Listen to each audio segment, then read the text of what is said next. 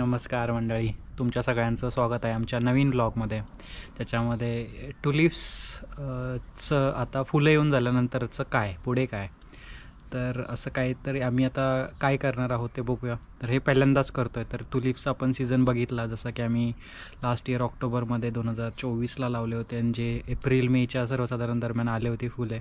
याच्यानंतरची आत्ताची ही कंडिशन आहे फुलांच्या झाडांची.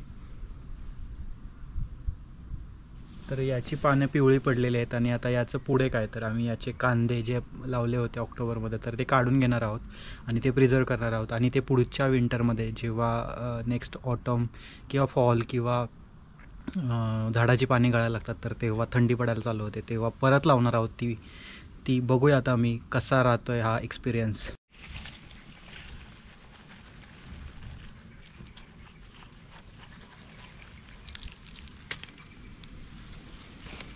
तर अशा प्रकारे सगळे आम्ही कांदे काढले आहेत एका कुंडीतून. आणि हे जरासे कांदे लावले होते पण आय थिंक ते उगवले नाहीत. तर सर्वसाधारण 4, 5, 6, 7 कांदे या कुंडीतून काढले होते. या कुंडीतून सर्वसाधारण 7 कांदे अजिबातच उगवलेले नाहीत आणि त्याला कोंब येऊन आल्यानंतर ते काही पुढे उगवले नाहीत, अशी काही परिस्थिती. सो यावर्षी आम्ही एकावरती एक अशा 3 लेअर लावल्या होत्या या कुंडीमध्ये, मोठ्या कुंडीमध्ये. याच्यामध्ये एकच लेअर लावली होती, पण जी याच्यामध्ये ज्या 3 लेअर लावले होते त्याच्यात जी तिसरी लेअर होती खालची, तर त्याचे काही कांदे आलेच नाहीत. तर तुम्ही हे बघू शकता, हे कांद्यांना इथं कोंब आले होते आणि ते काही ग्रोथ झाले नाहीत पुढे.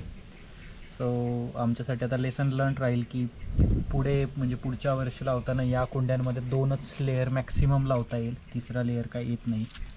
हे असे कोंब आले होते जे काही ग्रो झालेले नाहीत पुढे.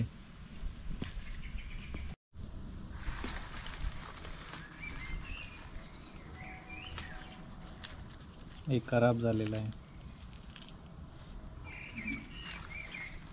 आणि हे असं मी याचे देठ कट करून हे देठ फेकून देतो आहे आणि हे प्रिझर्व करणार आहोत कांदे. असे काही देठ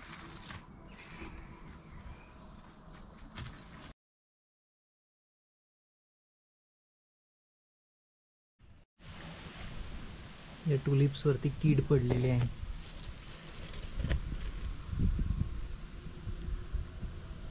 याच्यामुळे याला इथून आधी कट करणार आणि त्यानंतर मग त्याला सगळे आधी कट करून टाकेन आणि मग त्याला आतून काढलं जाईल, कारण कीड हातावरती येऊ नये म्हणून. आता सगळा झालेला आहे ठीक.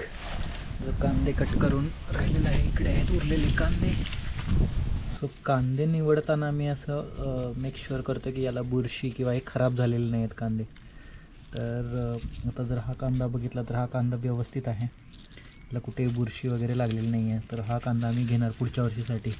जसं की अजून एक आहे, हा कांदा बघितला आपण, तर हा कांदा पूर्णपणे खराब झालेला आहे पूर्ण. तर हा आम्ही कांदा फेकून देत आहोत. जसं की आता हा एक कांदा आहे, हा पण व्यवस्थित आहे.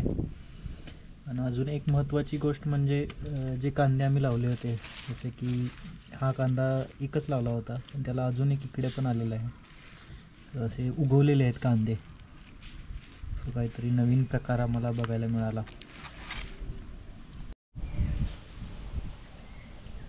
आणि अशा प्रकारे आमच्या कुंड्या आता मोकळ्या झालेल्या आहेत. आणि इकडे आहेत कांदे, टुलिप्सचे कांदे, जे मी आता हे प्रिझर्व करून ठेवणार असोत. हे ड्राय आणि दमट हवेपासून जरा दूर, आणि परत हे उगवणार नाहीत अशा दृष्टिकोनातून हे ठेवावे लागतील. तर असा आहे आमचा आता टुलिप्सचा प्रिझर्व करण्याचा पिरियड. आता बघूया काय होतं आहे याचं पुढे. Stay tune for more update. Thank you for watching.